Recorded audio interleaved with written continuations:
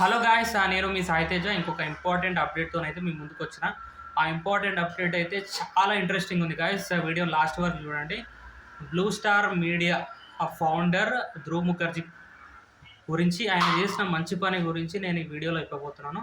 మనకి ఈ కంపెనీ వచ్చేసి పూణేలో ఉందన్నమాట. ఆయన ఏం చేసిండంటే, తన కంపెనీలో ఒక ఫీమేల్ ఎంప్లాయీని సరిగ్గా పని చేయట్లేదని పేడ్ లీవ్ ఇచ్చిండు. ఏంది ఆశ్చర్యపోతుర్రా? అండ్ వేరే కంపెనీలో అయితే సరిగ్గా పని చేయకపోతే వాళ్ళని కంపెనీ నుండి తీసేస్తారు.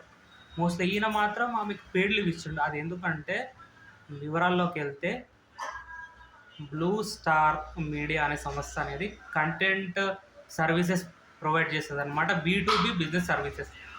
అయితే ఆమె ఒత్తిడికి గురవుతుందట. అంటే అదే కంపెనీలో పనిచేసే ఒక ఫీమేల్ ఎంప్లాయీ పని ఒత్తిడికి గురవుతుందంట. అండ్ ఆ పని ఒత్తిడి వల్ల ఆమె సరిగ్గా పని చేయలేకపోతుందంట. అంటే ఈ కంటెంట్‌లో చాలా మిస్టేక్స్ అండ్ వర్క్ ప్లేస్ దగ్గర చాలా తప్పులు చేయడం వల్ల కూడా ఆయనకి ప్రాజెక్ట్ అనేది ముందుకెళ్ళలేదనమాట. అయితే ఆయన ఏం చేసిండు, అదే ఆయన స్థానంలో వేరే వాళ్ళు ఉంటే అయితే ఆ ఎంప్లాయీని తీసేసి కొత్త వాళ్ళని హైర్ చేసుకుంటారు.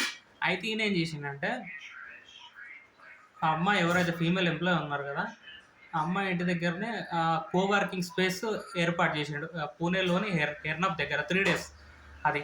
3 డేస్ విత్ ఆయన ఓన్ మనీతోని. అది దాని ఇంపార్టెన్స్ ఏందంటే, ఒక 2 డేస్ ఏమో ప్రశాంతంగా పని చేసుకోవడానికి. ఇంకొక రిమైనింగ్ 1 డే ఉంటది కదా గాయ్స్! ఆ 1 డే ఏముందంటే, ఆ అమ్మాయి పూర్తి విశ్రాంతి తీసుకోవడానికి. అంటే ఎలాంటి స్ట్రెస్ లేకుండా హ్యాపీగా పని చేసుకోవడానికి.